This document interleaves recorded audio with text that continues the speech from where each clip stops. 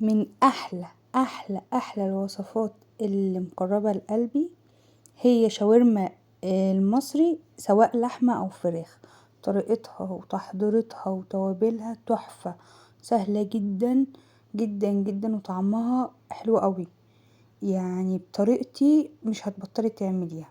وكمان انا اللي عامله العيش الكايزر اللي هو بالحبه الكامله. لو عايزين طريقته قولولي في الكومنتات وانا اعمله لكم. انا عاملاه في البيت. يلا مع بعض نشوف المكونات ايه هي، وهنمشي بالتفصيل خطوه بخطوه. معايا هنا انا مع كوبايه من الزبادي او الرايب، او انا عندي اللي هو مصل الحليب او الشرش اللي بينزل من الجبنه القريش، لان انا بعملها في البيت ما بحبش اجيبها من بره. لو عايزينها برضو هقول لكم طريقتها مره في فيديو جاي، او قولولي في كومنتات. تفاعلكم في الكومنتات بيسعدني قوي قوي قوي. هنا انا حطيت ملح وفلفل وبابريكا. كمان حطيت من اللي هي التوابل الشاورما وجوزة الطيب، بتفرق قوي في الطعم. جوزة الطيب بتفرق قوي في الطعم. وحطيت برضو يا 7 بهارات يا ال11 بهار بتاع كنور، تحفة. انا بحبه وبستعمله. منه ربع معلقة صغيرة بتبقى تحفة. هقول لكم التوابل تاني. حطيت يا اما كوب لبن، كوب لبن رايب، حليب رايب، او كوب زبادي، او اللي هو لو عندك شاش حطي منه، مفيش اي مشكلة. حلو قوي في التتبيله، ما برميهوش خالص في المعجنات. وحطيت نص معلقه صغيره من البابريكا المدخنه، نص معلقه صغيره من 11 بهار، رشه جوز الطيب. حطيت برضو بابريكا مدخنه، لو هكتب لكم المكونات في صندوق الوصف. وحطيت برضو خلطه شاورما من ويلز، تحفة. انا جربتها تحفة. لو مش حابة تجيبيها برضو تقدري تحطي بصل بودر، توم بودر. وكمان انا حطيت مية بصل. انا ما بحبش التتبيلة تكون عاملة صوص جامد فيها، لان انا كده كده هصفيها من التتبيلة. انا مش عايزة التتبيلة تبقى معايا. هسخن طاسة كويس، يفضل لو عندك ليا تعمليها بيها، او دهن من بتاع اللحمة، تشوحيه كده على النار شويه ينزل السمنه بتاعته. وبعد كده بتشيليها وتحطي اللحمه على نار عاليه وما تقلبهاش خالص. هنبتدي بقى نقطع البصل جوانح او جوليان. وانا معايا بصله كبيره، ما بحبش البصل يبقى كتير فيها. وطماطم، مش هضيف عليها فلفل. في ناس بتضيف عليها فلفل، انا مش هضيف عليها فلفل. وبقدونس، بس ما بحطش حاجه تاني من الخضار. سهلة جدا. هقطعهم كويس. وهبتدي اضيف البصل ياخد تقليبه معاها. وقبل ما اطفي عليها ب10 دقايق هحط الطماطم، وانا بطفي هحط البقدونس، وهنعمل مع بعض طحينه. ويا سلام بقى بعد ما تخلصي لما تحطي عليها معلقتين طحينه، بتنقلها في حته تانية.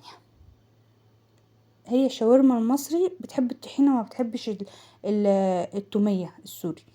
انا بحبها بعملها بطحينه يعني. زي ما انتم شايفين كده بقطع الطماطم مكعبات، وهبتدي اضيف البصل. سامحوني كنت برغي كتير. اقول لكم المكونات تاني في صندوق الوصف، هتلاقوها موجوده في صندوق الوصف بالتفصيل. هنا كده زي ما نزلت الميه بتاعتها، انا ما قلبتهاش خالص، هي نزلت الميه بتاعتها وما ضفتش عليها ميه. هنشوف هي ما بتاخدش وقت في التسويه. كده هي ابتدت تستوي. طبعا لو حسيتي ان اللحمه ما استوتش انت بتدوقيها كده في النص. بتزودي لها شويه بشويه ميه. انا بصراحه ما زودتش ميه، سبتها تستوي مع نفسها بميتها بكل حاجه. وكمان انا نشلاها يعني شايلاها من التتبيله بتاعتها، يعني مصفيها كويس من التتبيله بتاعتها. لو حطيت التتبيله هتلاقيها صيصه قوي. هنا انا قلت اعمل الطحينه على ما البصله تدبل شويه معايا. انا بحب البصل تبقى يعني ايه، ما تبقاش مستويه قوي وما تبقاش يعني فريش قوي. دوبك تدبل بس معايا. هنا جبت الطحينه بتاعتي، بحب احط لها في الاول، احب انزل الزيت بتاعها، بحط لها زي معلقتين بس ميه، الكميه اللي انت عايزاها، حط لها نقطتين ميه كده او حبه ميه صغيرين، واقلب كويس جدا لحد لما الزيت بتاعها يطلع زي ما هتشوفوا كده معايا. جربوها بطريقتي حلوه قوي، وزي ما انتم شايفين كده بحاول اوريهولكم اهو. شايفين الزيت؟ هتشوفوه دلوقتي اهو، ده الزيت بتاعها. هبتدي بقى ساعتها اضيف الميه واحده واحده لحد لما اظبط القوام بتاعي. انا بحبها تبقى سايله شويه عشان السندوتشات، انما طبعا لو في المشويات وكده بتبقى تقيله شويه، انتي على حسب ما بتحبيها تبقى تقيله ازاي يعني، انتي بتظبطي الميه بتاعتها على حسب رغبتك. هقلب كويس، انا ما ضفتش اي حاجه تانية غير الميه، لسه هحط التوابل بتاعتي. هبتدي اضيف واحده واحده. طبعا بعد ما اللحمه تستوي او الفراخ، ممكن تعمل الفراخ بتبقى بنفس الطريقه كده، بس بدل اللحمه فراخ. بتحطي فحمه وتطفيها فيها لو انت حابه، بس انا ما عملتش كده. هنا بعد ما عملت الطحينه كويس، قلبتها كويس، حطيت عصير ليمونه وكمون وملح وشطه وفصين توم مهروسين، وهقلبهم كويس وهدوقها. ده السمك اللي انا عايزاه، ده السمك اللي انا حباه يعني في السندوتشات.